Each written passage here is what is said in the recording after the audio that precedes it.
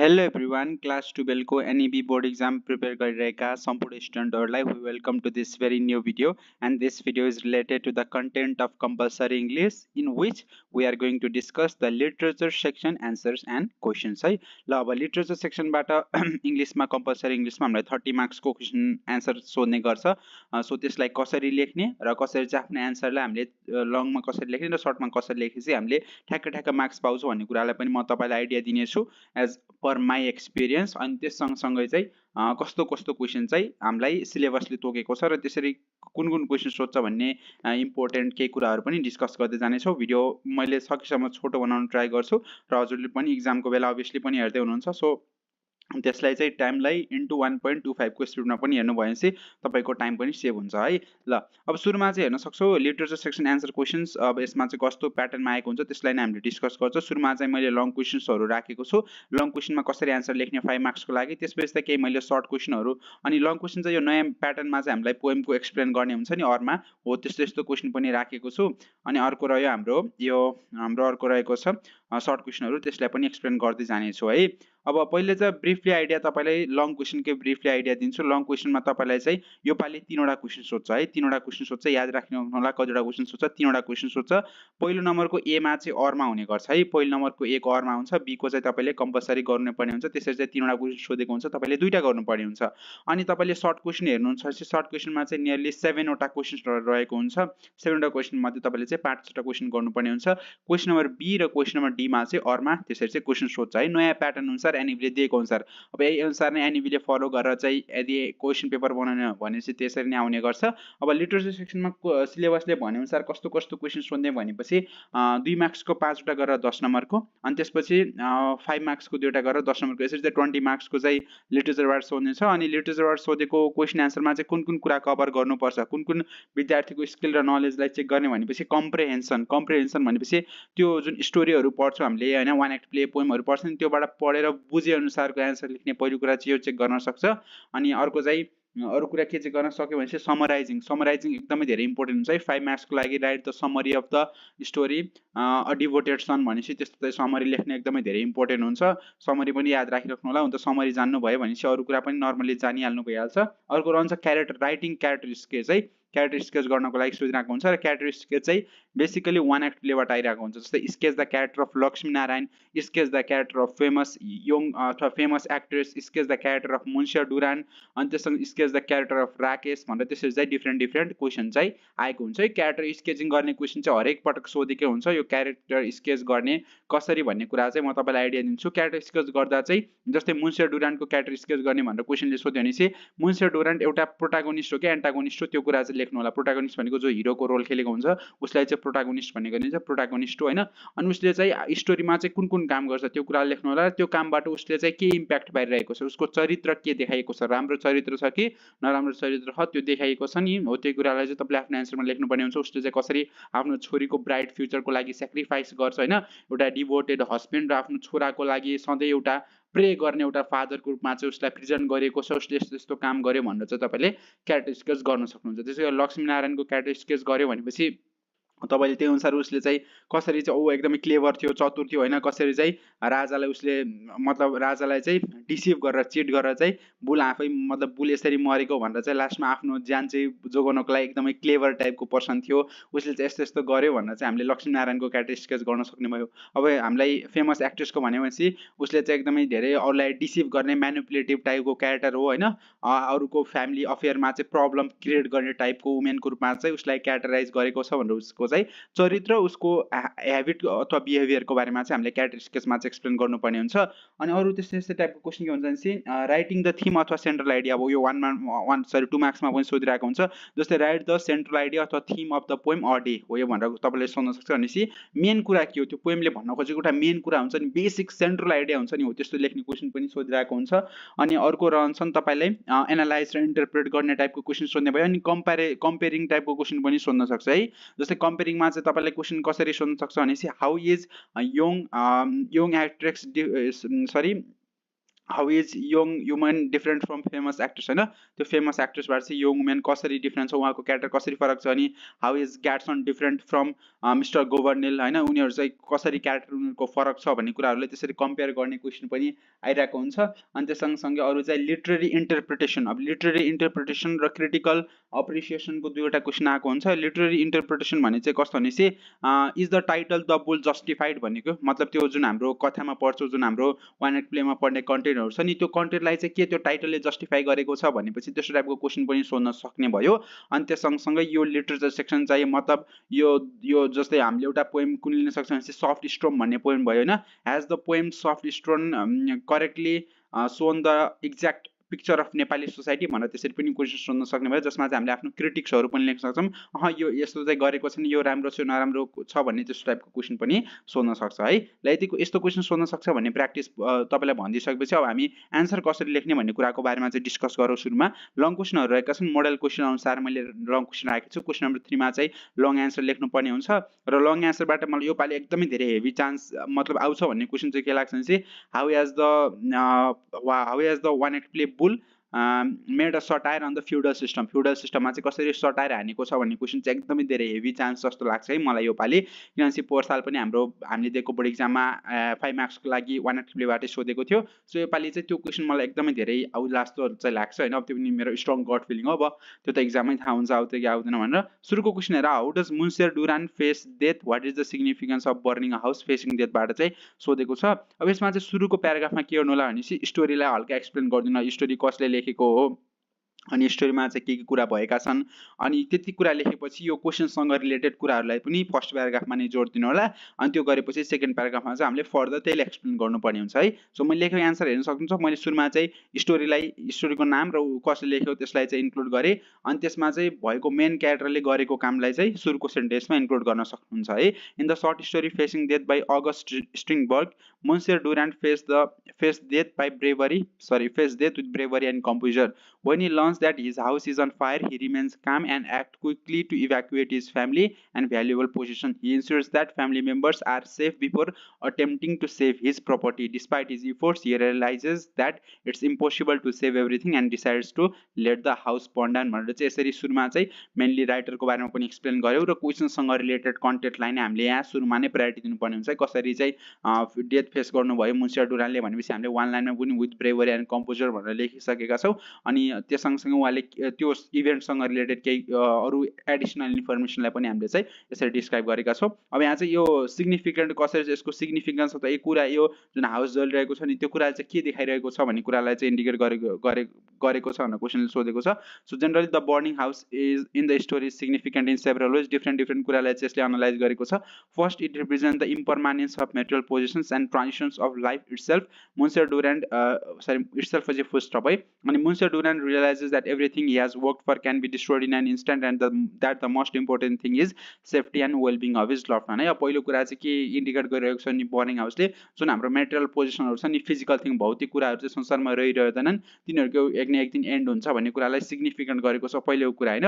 अनि अर्को कुरा चाहिँ के कुरा गरेको छ भनेपछि जुन हामीले जिन्दगीभरि कमाएको सम्पत्ति हुन्छ नि त्यो एकैछिनमा डिस्ट्रोय हुनसक्छ हामीले चाह्यो भनेपछि, र त्यसमा पनि हामीले चाहिँ त्यो कुरा भन्दा नि आफ्नो जुन उसले आफ्नो छोरीको ब्राइट फ्युचरका लागि छोरीहरूलाई सेभ गराउनको लागि सेक्रिफाइस गर्यो नि हो, त्यो कुरा चाहिँ मेटेरियल पोजिसन भन्दा बढी महत्त्वपूर्ण हुन्छ भन्ने कुरालाई चाहिँ इन्डिकेट गरेको छ क्या। मान्छेलाई सम्पत्ति भन्दा पनि उनीहरूको आफ्नो वरिपरिको फ्यामिलीको खुसी नै बढी हुन्छ भन्ने कुरालाई इन्डिकेट गरेको छ। Secondly the burning house also represent the testing of Monsieur Durand character. अब यो बर्निङ हाउसले चाहिँ Monsieur Durandको क्यारेक्टरलाई पनि जस्टिफाई गरेको छ क्या, लाइक उसले आफ्नो डटरहरूको ह्याप्पिनेसको लागि भनेर आफ्नो प्रपर्टी गर्छ, त्यसपछि त्यहाँबाट लाइफ इन्सुरेन्सबाटको पैसाले चाहिँ उनीहरूले आफ्नो करियर राम्रो गरून् पढुन् भनेर हिसाबले चाहिँ उसले आफै घरमा चाहिँ आगो लगाएको हुन्छ। सो मुन्सियर ड्यारेनको क्यारेक्टरलाई पनि यहाँ यसले इन्डिकेट गरिरहेको छ। He shows that burning house represent his bravery composer and selflessness, एकदमै निस्वार्थपनलाई देखाएको छ। He puts the safety of his family अबभ his position and material wealth, showing that he values the people in his life more than the material things. So यसरी चाहिँ significant यसरी छ भनेर हामीले यति एक्सप्लेन गर्छौँ सेकेन्ड प्याराग्राफमा। अनि फाइनल प्याराग्राफमा कन्क्लुजन लेख्नु पर्ला। कन्क्लुजन लेख्दा in conclusion Monsieur Durand faces death with bravery and composure, and the burning house in the story symbolizes the impermanence of material possession and the testing of character Monsieur Durand भनेर चाहिँ हामीले यसरी यो answer लेख्न सक्छौँ। कन्क्लुजनमा चाहिँ माथि explain गरेको कुरालाई जनरली डिफ्रेन्ट प्याटर्नमा चाहिँ हामीले त्यही कुरालाई नै एक्सप्लेन गरिदिउँ भनेपछि सर मेन्सन गरिदिनु चाहिँ सफिसियन्ट हुने गर्छ है। सो यसरी चाहिँ आफ्नो लङ एन्सर क्वेसनलाई चाहिँ प्रेजेन्ट गर्नु होला।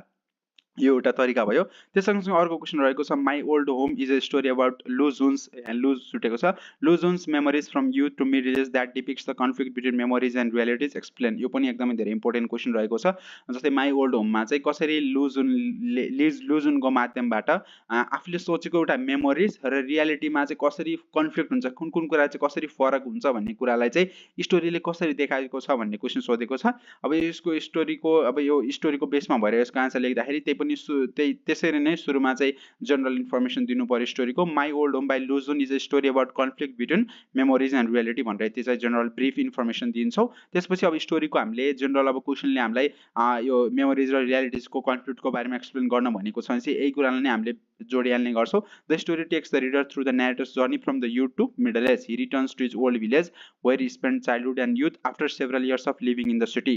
The narrator's memory of his old home are precious to him and the treasures them and he treasures them. However, as he revisits his old home, he realizes that the reality of the present is much different from the memories he hold dear. है so यसरी चाहिँ different सहरमा धेरै पटक धेरै समयपछि बसेर आएको हुन्छ र उसले चाहिँ मेरो गाउँ मैले सानामा जस्तो सोचेको थिएँ त्यस्तै नै होला भनेर उसले चाहिँ त्यो मेमोरी क्रिएट गरेको हुन्छ। तर जब त्यो व्यक्ति अथवा लुजुन चाहिँ आफ्नो गाउँ ओल्ड होममा चाहिँ फेरि रिभिजिट गर्छ उसले चाहिँ त्यहाँको रियालिटी देखेपछि एकदमै धेरै एकदमै सक्ड हुन्छ कि मैले सोचेको भन्दा कम्प्लिटली डिफ्रेन्ट रहेछ रियालिटी र जसले गर्दा चाहिँ उसले जुन मेमोरीहरू होल्ड गरिरहेको हुन्छ त्यो चाहिँ रियालिटीमा हुने रहन्छ भन्ने कुरालाई उसले रियलाइज गर्छ। त्यसरी चाहिँ मेमोरी र रियालिटीको बिचको कन्फ्लिक्टलाई देखाएको छ भनेर सुरुको प्याराग्राफमा यति कुरा इन्क्लुड गर्न सक्नुहुन्छ। त्यसरी फर्दर यसलाई एक्सप्लेन गर्नुहुने भए कसरी चाहिँ के भएको थियो होइन। जस्तै रुन्टु 30 वर्षपछि त्यहाँ आइसकेपछि लुजुन त्यहाँ 30 वर्षपछि आइसकेपछि रुन्टु त्यसको पहिलो एकदम बाल्यकालमा मिल्ने साथीसँगै होइन त्यो सँगै रमाइलो गर्ने त्यस्तो डिफ्रेन्ट कामहरू गर्थे होइन, चतुराईको कामहरू गर्थे। तर पछि चाहिँ रुन्टुले उसलाई लुजुनलाई चाहिँ एउटा रुन्टु एउटा सर्भेन्ट र लुजुन चाहिँ एउटा हायर ऱ्याङ्कको मेम्बर भएको जसरी चाहिँ रेस्पेक्ट हेलो मास्टर भनेर त्यस्तो कुराहरू गर्छ। त्यससँगसँगै जुन उसको ओल्ड हाउस हुन्छ ऊ पहिलाको अवस्थामा हुन डिके अथवा हाउस चाहिँ ब्रोक डाउन भइरहेको अवस्थामा हुन्छ, रन डाउन भइरहेको अवस्थामा भत्किरहेको अवस्थामा हुन्छ होइन। सो यसरी चाहिँ उसले यो प्रेजेन्टको हार्स रियालिटीलाई चाहिँ एक्सप्लेन गर्छ र यसरी the conflict between memories and the reality is the central theme of the story भनेर हामीले यति कुरालाई चाहिँ एक्सप्लेन गर्न सक्छौँ। र लास्टमा कन्क्लुजन लेख्नु होला। अनि यति कन्क्लुजन लेखेपछि तपाईँलाई 5 मार्क्सको लागि एकदमै धेरै नै सफिसियन्ट हुन्छ। अलिक छोटकरीमा पनि तपाईँले लेख्न चाहनुभयो भने चाहिँ लेख्न सक्नुहुन्छ है। अनि अर्को रह्यो सी नम्बरको क्वेसन हामीलाई discuss the late 18th century Nepali society as portrait in the terms of relation between king and his subjects as portrait in the play the bull है। द बुलमा चाहिँ त्यति बेलाको 18th सेन्चुरीमा नेपाली सोसाइटीमा चाहिँ राजा र राजाको सर्भेन्ट्सहरू राजाको जुन काम गर्ने राजाको अन्डरमा काम गर्ने व्यक्तिलाई सब्जेक्ट्स भन्ने गरिन्छ उनीहरू बिचको कस्तो रिलेसन रहेको थियो कसरी चाहिँ पोर्ट्रेट गरिएको छ त्यही कुरालाई एक्सप्लेन डिस्कस गर्न भनेको छ। अब सुरुको मैले प्याराग्राफमा त भने जेनरली कसले लेखेको हो र त्यो प्ले त्यो लिटरेचर सेक्सनमा चाहिँ मेन कुरा के इन्क्लुड गरेको छ त्यसलाई एक्सप्लेन गर्नु होला। The play the bull by Bhimnidhi Tiwari portraits the Nepali society of the late 18th century. The play highlights the relationship between king and his subjects which is depicted as that of servitude and subjection है। अब सर्भिट्युड र सब्जेक्सन भनेको चाहिँ कस्तो भनेपछि सर्भिट्युड भनेको generally उसको राजाको अन्डरमा बस्ने सब्जेक्टहरू अथवा उनको सर्भेन्टहरूले चाहिँ सर्भिस प्रोभाइड गरिरहनु पर्थ्यो कन्टिन्युसली र सब्जेक्सन भनेको चाहिँ राजाको अन्डरमा नै बसेर उनीहरू चाहिँ राजाकै लागि बनेको जस्तो हुनु पर्थ्यो। उनीहरूले आफ्नो जीवनलाई नै बिर्सेर राजा र राजाको जनावरको लागि भए पनि उनीहरूले चाहिँ काम गर्नु पर्थ्यो भन्ने कुरालाई चाहिँ हाइलाइट गरेको छ स्टोरीले। The play shows how the feudal सिस्टममा मेनली यहाँ फ्युडल सिस्टमकै कुरा गरेको छ। Shows how the feudal system time dehumanize the common people and animals like bull were consider more important than humans. So यसरी चाहिँ बेसिक मेन कुरा के हो भन्ने कुरालाई चाहिँ फर्स्ट प्याराग्राफमा इन्क्लुड गर्नु भनेपछि जो इक्जाम चेक गर्ने व्यक्ति हुन्छ नि उहाँ पनि पोजिटिभ इम्प्रेसन जान्छ कि अनि पोजिटिभ इम्प्रेसन गयो भनेपछि तपाईँले चाहिँ राम्रो मार्क्स चाहिँ अब्टेन गर्न सक्नुहुन्छ है। सो त्यसरी चाहिँ लेख्नु होला। अनि यो च्याप्टरबाट मैले भने हाम्रो नयाँ मोडल क्वेसनको सोल्युसन पनि हेर्नु होला। अनि अस्मिताको 5वटा अस्मिता ओल्ड इज गोल्डको 5वटै सेटको सोल्युसन चाहिँ मैले हाम्रो युट्युब च्यानलमा राखेको छु। त्यहाँबाट पनि तपाईँले इङ्ग्लिस भन्ने एउटा प्लेलिस्ट रहेको छ त्यहाँबाट गएर एक्सेस लिन सक्नुहुन्छ। त्यो कुरा पनि हेर्नु होला है मजाले। त्यहाँबाट पनि डिफ्रेन्ट राइटिङ सेक्सनको त्यहाँ पनि प्र्याक्टिस गराएको छु मैले। अनि त्यसरी एनइबीको 2080 को लागि भनेर मोडल क्वेसन जुन इस्यु गरेको छ नि हो त्यसमा चाहिँ यो द बुलबाट फ्युडल सिस्टममाथि कसरी सटाएर हानेको छन् भनेर क्वेसन सोधेको छ। त्यसको लङ क्वेसन चाहिँ मैले लेखेको छु एकदमै इम्पोर्टेन्ट छ है 5 मार्क्सको लागि त्यो क्वेसन। त्यसलाई पनि मजाले हेर्नु होला है। सो त्योसँग रिलेटेड क्वेसन रहेको छ। अब यहाँ चाहिँ मैले फर्दर अरू कुराहरू चाहिँ के कुरा रहेका छन्, कसरी चाहिँ रिलेसनसिप रहेको छ भन्ने कुरालाई चाहिँ यहाँ मैले एक्सप्लेन गरिदिएको छु। अनि यति नै रहेको हुन्छ। अलिकति यो लेन्दी भएको छ यो हुन त। अब मैले त्यो अर्को क्वेसन पनि प्र्याक्टिस गर्नु होला तपाईँले, त्योसँग प्र्याक्टिस गराउनु भयो चाहिँ सफिसियन्ट हुन्छ है। कसरी चाहिँ लक्ष्मीनारायण होइन अनि जितमान र गोरेहरूको रिलेसनसिपहरू कस्तो रहेको थियो, राजाले चाहिँ कसरी अन्डरमा राख्न खोज्थ्यो होइन, राजाको बुल साँढे मरिसके पनि जितमान र गोरे चाहिँ उनी नमरेको जस्तो नाटक गरेर चाहिँ उसलाई पङ्खा लगाइदिने, हप्काइदिने होइन, रुने यो मर्यो भनेर। त्यसरी चाहिँ राजाको त्यति डर थियो कि फ्युडल सिस्टम सामन्तीहरूले चाहिँ जनरल अर्डिनरी पिपलहरूलाई चाहिँ त्यसरी सप्रेस गरेका अप्रेस गरेका हुन्थे भन्ने कुरालाई चाहिँ डिफ्रेन्ट इक्जाम्पल डिफ्रेन्ट इभेन्ट्स मार्फत हाइलाइट गरिएको छ। त्यही कुरालाई नै चाहिँ यहाँ मैले इन्क्लुड गरेको छु। एकचोटि आफै पढ्नु होला। अनि मैले भने नि त्यो क्वेसन चाहिँ मोडल क्वेसनको सल्युसनबाट त्यो भिडियोबाट पनि हेर्नु होला है। सो यहाँ लेख्न सकिन्छ, यति लेख्नु भने चाहिँ अलिकति ठिकै हुन्छ। अलिकति लेन्दी पनि भएको छ, यसलाई समराइज गरेर पनि लेख्नु होला है। ल अब त्यसपछि हामीले अर्को टाइपको क्वेसन के आउने गर्छ भनेपछि यो स्ट्यान्जालाई एक्सप्लेन गर्ने एकदम इम्पोर्टेन्ट आउँछ है। कन्फर्म आउँछ भनेपछि आउँछ तपाईँले एउटा क्यारेक्टरिस्टिक स्केच गर्ने अथवा समरी लेख्ने यो मध्ये एउटा, र तपाईँलाई यो पोएमको स्ट्यान्जा एक्सप्लेन गर्ने कन्फर्म अहिले 5 मार्क्समा आउनेवाला छ है। किन भनेपछि मैले यसरी कन्फर्म किन भनेको भनेपछि पहिला जुन हाम्रो ब्याचमा हुँदाखेरि सिडिसीले इस्यु गरेकोमा यो पोएमको स्ट्यान्जा एक्सप्लेन गर्ने चाहिँ 2 मार्क्समा आउँथ्यो होइन। अनि त्यही अनुसार बोर्ड इक्जाममा पनि हामीलाई 2 मार्क्समा सोधेको थियो। तर अहिले एनइबीले चाहिँ यो स्ट्यान्जा एक्सप्लेन गर्ने चाहिँ 5 मार्क्समा आउँछ है भनेर उसले भनिदिएको छ। सो यसरी चाहिँ स्ट्यान्जा 5 मार्क्समा आउने हेभी चान्स रहेको छ। सो स्ट्यान्जा चाहिँ हरेक पोएमको हरेक स्ट्यान्जालाई मजाले पढ्नु होला। र त्यसमा पनि सबभन्दा इम्पोर्टेन्ट चाहिँ 3वटा पोएमबाट हुनसक्छ है। एउटा सफ्ट स्ट्रम, यसमा एकदमै धेरै स्ट्यान्जाहरू रहेका छन्, नियरली 15 अथवा नियरली अबभ 10 स्ट्यान्जा नै रहेको छन् होला सफ्ट स्ट्रममा, भीम सुवेदीले लेखेको त्यो सफ्ट स्ट्रमकोमा। अनि त्यसपछि अर्को रहन्छ जुलिया डी बुर्गोजले लेखेको I was my own route, र त्यसपछि बेन ओखरीले लेखेको द अवेकनिङ एज। यो 3वटा पोएमबाट स्ट्यान्जा एक्सप्लेन गर्न एकदमै धेरै इम्पोर्टेन्ट रहेको छ। मजाले हेर्नु होला। एनइबीको मोडल क्वेसनमा चाहिँ त्यो I was my own route भन्नेबाट चाहिँ एक्सप्लेन गर्न सोधेको छ। त्यही पोएमबाट पनि सोध्न सक्छ अथवा सफ्ट स्ट्रम र द अवेकनिङ एज जुनसुकैबाट पनि सोध्न सक्छ है। मैले चाहिँ त्यहाँ आई वाज माई ओन रूटको एक्सप्लेन गरिसकेको भएर यहाँ चाहिँ सफ्ट स्ट्रमबाट आयो भने चाहिँ कसरी एक्सप्लेन गर्ने भन्ने कुरालाई चाहिँ म आइडिया दिनेछु तपाईँलाई। यहाँ चाहिँ एउटा स्ट्यान्जा दिएको छ। यो स्ट्यान्जा चाहिँ तपाईँको बुकको क्वेसन एन्सरमा पनि रहेको छ है। अनि अरू स्ट्यान्जा पनि हेर्नु होला। अरू स्ट्यान्जा पनि इम्पोर्टेन्ट हुन्छ नि, त्यो स्ट्यान्जाहरूलाई पनि हरेक स्ट्यान्जाको मिनिङ चाहिँ जानेर बस्नु होला। अझै सफ्ट स्ट्रममा त अझै हेभी वर्डहरू युज गरेको छन्, अनि त्यसलाई पनि मजाले बुझ्नु होला है। सो यहाँ स्ट्यान्जा दिएको छ। I became soft when I saw a blood stained shot speaking in the earth's ear with bruised human lips in the far corner under the moon of history and dreams playing hide and seek in open museum of human times है। So यसरी चाहिँ generally हामीलाई स्ट्यान्जा दिएको छ। स्ट्यान्जाबाट पढ्दाखेरि चाहिँ हामीले के भन्न सक्छौँ भनेपछि जुन पोएट हुनुहुन्छ पोएटले चाहिँ एउटा के देख्नु भने चाहिँ ब्लड स्टेन होइन, सर्टमा चाहिँ रगतको दाग लागेको सर्ट देख्नुभयो, जसले चाहिँ अर्थको कानमा चाहिँ बोलिरहेको थियो। सर्टले बोलिरहेको भन्ने सर्टलाई चाहिँ ह्युमनाइज गर्नुभएको छ, अर्थको कानमा चाहिँ बोलिरहेको थियो अरे। अनि त्यो सर्टको चाहिँ यो लिप्स भनिन्छ नि, लिप्सहरू चाहिँ फुटेको अथवा लिप्समा चाहिँ कसैले हानेको जस्तो ब्रुस्ट चोट लागेको थियो अरे। अनि त्यो चाहिँ कहाँ भएको थियो भनेपछि मुनको होइन, चन्द्रमा अथवा चन्द्रमा लागेको जुनेले राखेको थियो होला। त्यस दिन चाहिँ एउटा कुनामा चाहिँ त्यो सर्ट चाहिँ पृथ्वीको कानमा बोलिरहेको थियो भनेर उहाँले चाहिँ भन्नुभएको छ। Of history and dreams playing hide and seek in open museums of human times है। ह्युमन समयको मानव जुन सोसाइटी रहेको छ त्यससँग नै हाइड एन्ड सिक लुगामारी खेलेर चाहिँ हिस्ट्री र ड्रिम्सका कुराहरू चाहिँ उसले अर्थको कानमा भनिरहेको थियो भन्ने जनरली योबाट हामीले बुझ्न सक्छौँ। अब यसलाई एक्सप्लेन कसरी गर्ने भन्ने कुरा पनि म तपाईँलाई एक्सप्लेन गर्छु। सुरुमा चाहिँ तपाईँले यो जुन सफ्ट स्ट्रमबाट लेखेको भनेपछि यसको बेसिक आइडियालाई फर्स्ट स्ट्यान्जामा थोरै 2-3 लाइनमा एक्सप्लेन गरिदिनु होला, जस्तै मैले एक्सप्लेन गरेको छु। Central idea, the poem soft storm by Abhi Subedi is the depiction of tumultuous and chaotic Nepalese society as well as the indifference and social malpractice that contribute to the suffering and misery of its people है। So soft स्ट्रम भन्ने पोएमले basically deal गरेको कुरा भनेको नेप्लिस society कति अस्तव्यस्त छ, कति randomness disorder रहेको छ, र त्यस सँगसँगै मान्छेहरू बिचमा कति भेदभाव र यस्ता सामाजिक समस्याहरू सोसियल प्रब्लम्सहरू छन् जसले गर्दा चाहिँ नेपाली समाजका जुन आम नागरिकहरू अर्डिनरी सिटिजन पिपल हुन्छन् उनीहरूले चाहिँ कसरी सफरिङ दुःख मिजरी चाहिँ भोग्नु परेको छ भन्ने कुरालाई चाहिँ अबी सुवेदीले आफ्नो पोएममा एक्सप्लेन गर्नुभएको छ। अनि यो पोएममा चाहिँ जनरली डाइरेक्टली कुरा एक्सप्लेन गरेको छ नि, अब यहाँ सर्ट बोल्यो भनेको छैन। सर्टको जुन ओठको चोट लागेको ओठबाट उसले पृथ्वीको कानमा भनिरहेको छ भनेर भनिएको छ भनेपछि उहाँले चाहिँ डाइरेक्टली त्यो कुरा इम्प्लाइ नगरेर डिफ्रेन्ट डिफ्रेन्ट नेचुरल र सोसाइटियल इमेजरीहरू युज गरेर चाहिँ यो पोएमको म्यासेजलाई चाहिँ कन्भे गर्न खोज्नु भएको छ। The poem highlights the contrast between the beauty of nature and harshness of human behaviour. हाम्रो नेचर कतिको ब्युटी छ, त्यो ब्युटी हुँदाहुँदा पनि ह्युमन बिहेभियर चाहिँ कति एकदमै धेरै रुड छ, हार्नेस छ, कति एकदमै लाइक क्योटिक बिहेभियर छ भन्ने कुरालाई चाहिँ पोएम एक्सप्लेन गरेको छ भनेर जेनरली पोएमको आइडियालाई चाहिँ एक्सप्लेन गर्नु होला सुरुमा। त्यसपछि चाहिँ अब स्ट्यान्जाले भनेको कुराहरूलाई चाहिँ सेकेन्ड प्याराग्राफबाट एक्सप्लेन गर्नु होला है। सो स्ट्यान्जाले भनेको कुरा एक्सप्लेन गर्न सकिन्छ। The stanza describes a moment when the speaker becomes emotionally moved and feel a sense of softness। पहिला चाहिँ I became soft भनेर यहाँ लेखेको छ नि त, I became soft when I saw भनेर हैन, म त्यति बेला नरम भए जब मैले देखेँ। अनि कुन कुन कुरा देख्नु भयो भन्ने कुरालाई चाहिँ यहाँ पोएम स्ट्यान्जामा एक्सप्लेन गरेको छ। feels a sense of softness when he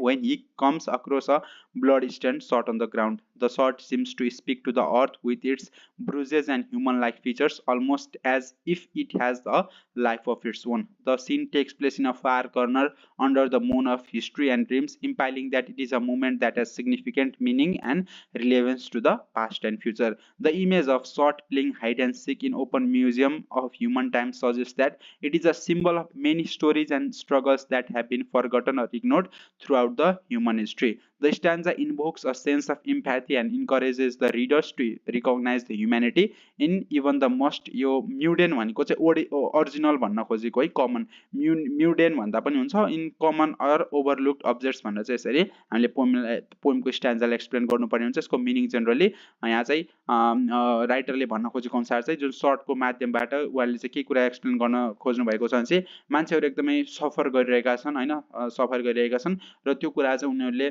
कसैलाई नभनेर ह्युमनहरूले चाहिँ they can only tell to the mother nature हैन, मदर नेचर अथवा मदर अर्थलाई नै भनिरहेका छन् त्यो प्रब्लम। र कसरी चाहिँ मान्छेको समयसँगै मान्छेको हिस्ट्रीहरू चाहिँ कति मतलब बदलिँदैछन्, कति फेरिँदैछन् भन्ने कुरालाई चाहिँ उहाँले यो स्ट्यान्जा मार्फत एक्सप्लेन गर्न ट्राई गर्नुभएको छ भनेर यसरी चाहिँ यदि तपाईँले यो स्ट्यान्जा अनुसार मिनिङ लेख्नुभयो भने चाहिँ सर्टेनली सफिसियन्ट हुन्छ। र त्यसपछि लास्टमा चाहिँ अलिकति कन्क्लुजन पनि लेख्नु होला। The poet also criticise the corrupt political system and the societal neglects towards homeless and parentless children. The overall message of the poem is to inspire empathy and encourages reader to recognize humanity in even the most common or overlooked objects and individuals भनेर यति लेख्नु भयो भने चाहिँ it will be very sufficient for 5 marks. यसमा चाहिँ स्ट्यान्जाहरू तपाईँले explain गर्न जान्नुपर्छ, स्ट्यान्जाको मिनिङ चाहिँ बुझेको हुनुपर्छ है। ल अब त्यसैगरी अर्को स्ट्यान्जा एक्सप्लेन गर्ने पनि राखिदिन्छु द अवेकनिङ एजबाट। यहाँ एउटा रहेको छ स्ट्यान्जा पढ्नु होला पहिला चाहिँ। Together we can ascend to a new height guided by our heart's careless light. When perception are changed, there is much to gain. A flowering of truth instead of pain. There is more to the people than their poverty. There is work, wisdom and creativity. So यो चाहिँ हामीले स्ट्यान्जा दियो, यसलाई explain गर्नको लागि सुरुमा त पोएमको रेफरेन्सलाई include गर्नु होला। The poet Ben Okri in his poem the awakening as advocates for unity, peace and solidarity among people from different parts of the world we have been fragmented due to the devastating civil war in Africa है। अफ्रिकामा भएको civil वारबाट जुन people affected भएका थिए उहाँहरूलाई चाहिँ हामी सबै मिलेर चाहिँ युनाइटेड भएर शान्तिको लागि चाहिँ अगाडि बढ्नुपर्छ भन्ने कुरालाई चाहिँ द अवेकनिङ एजबाट बेनोक्रीले चाहिँ एडभोकेट्स गर्नुभएको छ भने जेनरली यो कुरा लेखेपछि स्ट्यान्जामा भनेको कुरालाई फर्दर एक्सप्लेन गर्नु होला। अब त्यहाँ चाहिँ के भनेको छ जनरली पढ्दा पनि बुझ्न सकिन्छ। हामीले चाहिँ नयाँ हाइटमा हैन, नयाँ उचाइमा चाहिँ हामी सँगै मिलेर जान सक्छौँ यदि चाहिँ हाम्रो मन मिल्छ, मन चाहिँ एकदमै सफा छ भने चाहिँ हामी सटिलै पनि जान सक्छौँ। जहाँ चाहिँ के हुन्छ भने चाहिँ हामी यदि हाम्रो पर्सेप्सन भनेको विचारलाई बदल्यो भनेपछि हामीले प्राप्त गर्न सक्ने धेरै कुराहरू छन्, हामीले धेरै कुरा चाहिँ सिक्न सक्छौँ। अब धेरै कुरा सिक्नको लागि हामीले के हुन्छ भने चाहिँ धेरै कुरा सिक्दा सिक्दै हामीलाई फ्लावरिङ अफ ट्रुथ चाहिँ हामीले अब्टेन गर्नेछौँ इन्स्टेड अफ पेन। दुःखको साटो चाहिँ हामीले सत्यको फुल चाहिँ हामीले अब्टेन गर्नेछौँ भनेर उहाँले भन्नुभएको छ। त्यस सँगसँगै यदि त्यसरी हामीले अगाडि बढ्छौँ भने चाहिँ पोभर्टी मात्र नभएर हैन, हामी जुन अफ्रिकन पिपलहरूले सिभिल वारले गर्दा पोभर्टी झल्यो त्यो पोभर्टीलाई हामीले बिस्तारै हटाएर चाहिँ हामीले विजडम, वर्क र क्रिएटिभिटीलाई पनि अगाडि बढाउन सक्छौँ भनेर चाहिँ त्यसरी राइटर अथवा पोएटले चाहिँ त्यो एक्सप्लेन गर्नुभएको छ। सो त्यही कुरालाई नै हामीले स्ट्यान्जामा एक्सप्लेन गर्न सक्छौँ। The stanza begins with the idea that people can ascend to a new height by working together.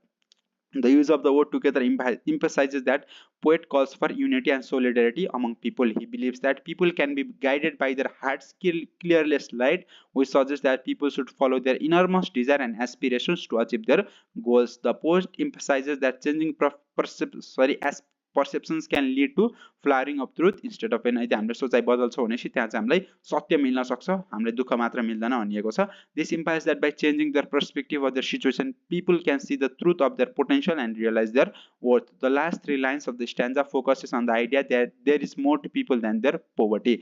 गरिब भन्दा पनि धेरै कुरा चाहिँ उहाँले पिपलले पाउन सक्छन् भन्ने कुरा चाहिँ फोकस गरेको छ. The poet emphasizes that people have work, wisdom and creativity which are all valuable assets.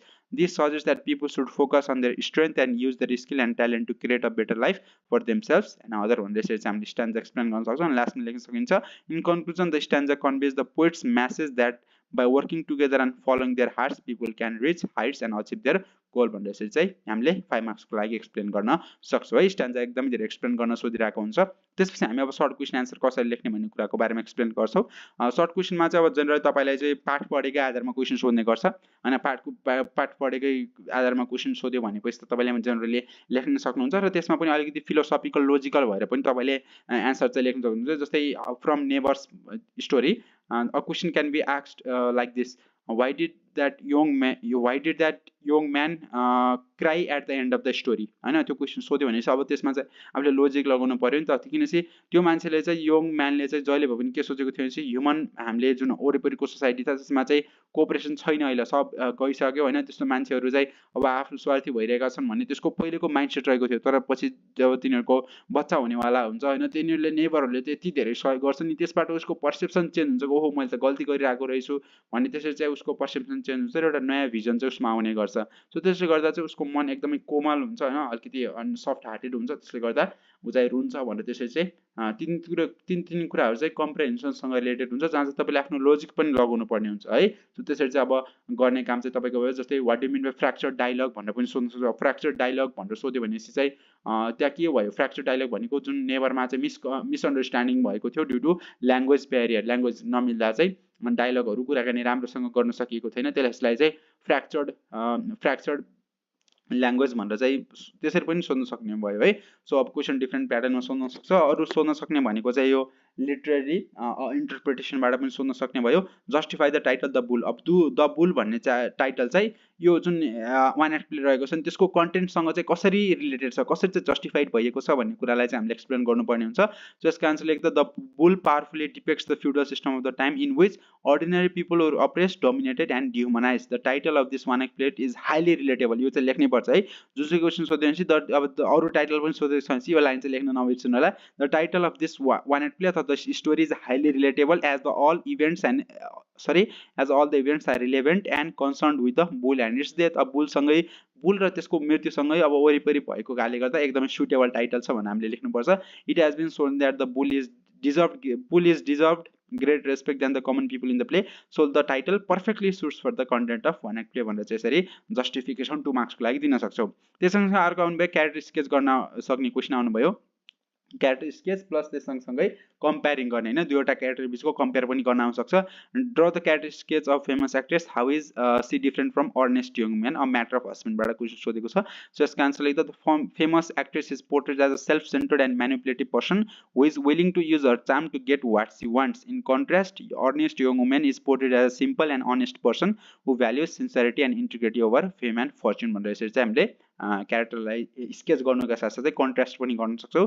Cinema रहेको छ is facing death an appropriate title. यसमा पनि टाइटललाई जस्टिफाई गर्नु पर्यो. यसको आन्सर लेख्दा facing death is an appropriate title for the text it is deals with the theme of mortality and the way in which Monsieur Durant approaches the end of his life. The protagonist of this story is facing the prospect of death and must come to the terms with it which is ड central theme of the text. Central theme of the text नै facing डेथले नै justify गरेको छ भन्ने कुराले गर्दा चाहिँ title appropriate छ भनेर रिजन दिन सक्छौँ. डी नम्बरमा discuss the main idea of the poem I as my own route. अब यो मेन आइडिया अथवा सेन्ट्रल आइडिया भनेर जुनसुकै पोएमको पनि सोध्न सक्छ, जुनसुकै स्टोरीको पनि सोध्न सक्छ. यो सेन्ट्रल आइडिया सोध्ने क्वेसन चाहिँ. अब यसको आन्सर लेख्दा the main theme of the poem I was my own route by Julia de Burgos is the challenge to traditional gender roles and societal expectations placed upon women. The speaker emphasizes the importance of women's own freedom and liberation. The poem critiques the male mentality and prejudice towards women. The speaker seeks to break free from social expectation and find their own identity and place in the world. So यही नै main idea रहेको छ कि उहाँले चाहिँ पहिलेको orthodox होइन, orthodox the old guards भनेको छ पोइममा, तिनीहरूको जुन फिमेलप्रति एक्सपेक्टेसन रहेको छ, फिमेलहरू चाहिँ जहिले पनि अन्डरमा हुनुपर्छ भन्ने त्यो मिसकन्सेप्सनलाई चाहिँ अर्थोडक्स कन्सेप्टलाई ब्रेक गरेर फिमेल पनि आफ्नो फ्रिडम र लिबर्टेसनको लागि अगाडि जान सक्छन् भन्ने कुरालाई चाहिँ मेन सेन्ट्रल आइडिया थिमको रूपमा चाहिँ इन्क्लुड गरेको छ भनेर यसरी लेख्नुहुन्छ। 2 मार्क्सको लागि सफिसियन्ट हुने भयो। इ नम्बरमा रहेको छ what is the theme of the story. अब स्टोरीको थिम पनि सोध्न सक्ने भयो। The half close eyes of Buddha and the slowly sinking sun. अब स्लोली सिङ्किङ सन र हाफ क्लोज आइज अफ बुद्धको मा चाहिँ के कुरालाई चाहिँ स्टोरीमा चाहिँ कुन थिम राखेको छ भनेको छ। यसमा चाहिँ पहिलो कुरा चाहिँ नेपालको कल्चरल ब्युटीलाई, कल्चरल डाइभर्सिटीलाई देखाएको छ। त्यस सँगसँगै नेपाल एउटा पुवर कन्ट्रीको रूपमा रहेको कारणले गर्दा रिमोट एरियामा बस्ने होइन, त्यहाँ प्रब्लम जो ह्यान्डिक्याप डिसेबल्ड एउटा चाइल्ड स्टोरीलाई प्रेजेन्ट गरेको छ। उनी त्यो पुवर फ्यामिलीबाट आउने त्यस्तो डिसेबल पिपलहरूलाई चाहिँ प्रब्लम कस्तो हुन्छ होइन, एक ठाउँमा त नेचुरल ब्युटी राम्रो छ तर त्यो प्रब्लमलाई चाहिँ धेरैले देखेको हुन्नन्, त्यो प्रब्लमलाई पनि स्टोरीमा चाहिँ देखाइएको छ। सो दुईवटा थिम रहेको छन् यसमा, एउटा पोजिटिभ साइडलाई पनि देखाएको छ, अर्को चाहिँ नेपाली सोसाइटीमा कति प्रब्लम्स छन्, कति मिजरिजहरू रहेका छन् त्यो कुरालाई चाहिँ इन्क्लुड गरेको छ। यसको एन्सर लेख्दा the half close eyes of Buddha refer to a peaceful environment and its reflection on the setting sun symbolizes the natural beauty of Nepal that the tourist wants to admire। अब टुरिस्टले देख्ने भनेको यही कुरा रहेको छ। अनि on the other end the guide wants to show the sorrow among the beautiful land and the instances of poverty among the rich culture rich हुँदाहुँदै पनि गरिबीले गर्दाखेरि चाहिँ यो जुन हाम्रो ब्युटिफुल ल्यान्ड रहेको छ त्यसमा चाहिँ कति दुःखहरू छन् भन्ने कुरालाई पनि स्टोरीमा चाहिँ सेन्ट्रल आइडिया थिमको रूपमा प्रेजेन्ट गरिएको छ। एफ नम्बरको छ यसमा जस्टिफाई द टाइटल भन्न आउन सक्छ। Justify the title of the story of devoted सनको टाइटल चाहिँ कति जस्टिफाई गर्न लायक छ कि नै भनेर क्वेसन सोध्यो, कति ठिक छ कि नै भन्नु सोधेको है यसमा चाहिँ। सो हामीले जस्टिफाई गर्नुपर्ने हुन्छ। The title of the story of devoted son is justified as the story is centred around the character of Rakesh. राकेशको वरिपरि स्टोरी घुमेको छ। Who is portrayed as being a devoted to his father and family. He works hard to make his parents proud and blissful through his success. Rakesh's actions and sacrifices throughout the story reflect his deep love and loyalty towards his father and thus justifying the use of title or devotion भनेर चाहिँ हामीले यसरी चाहिँ यसको answer लेख्न सक्ने भयो। यति नै रहेको थियो आजको भिडियोको लागि कन्टेन्ट। तपाईँको इङ्ग्लिस इक्जाम राम्रो होस्, यसले चाहिँ तपाईँको राइटिङ सेक्सनमा पनि हेल्प गरोस् लिटरेचरबाट भन्ने हिसाबले चाहिँ मैले यो भिडियो प्रेजेन्ट गरेँ। यसबाट सर्टेनली पनि तपाईँलाई आइडिया आएला कस्तो क्वेसन आउँछ, कसरी लेख्नुपर्छ भन्ने सर्टेनली आइडिया आएला। यसपछि मैले ग्रामरको कम्प्लिट वान सर्ट भिडियो ल्याउने छु जसमा चाहिँ नियरली 50+ क्वेसनलाई चाहिँ मैले तपाईँलाई प्र्याक्टिस गराउने छु। सो त्यही नै रहेको छ नेक्स्ट भिडियो। अनि त्यसपछि भिडियो मन पऱ्यो भनेपछि च्यानललाई सब्सक्राइब, भिडियोलाई लाइक, कमेन्ट गर्नु होला। भिडियोको रिच बढ्ने गर्छ, अरू स्टुडेन्टलाई पनि सेयर गर्नु होला, हेल्पफुल हुँदै जानेछ। सो यति नै भन्नु परेको थियो। आफ्नो बोर्ड इक्जामको प्रिपरेसनलाई अगाडि राम्रोसँग बढाउँदै जानु होला। At last thank you everyone for watching this video. Have a good day and bye by.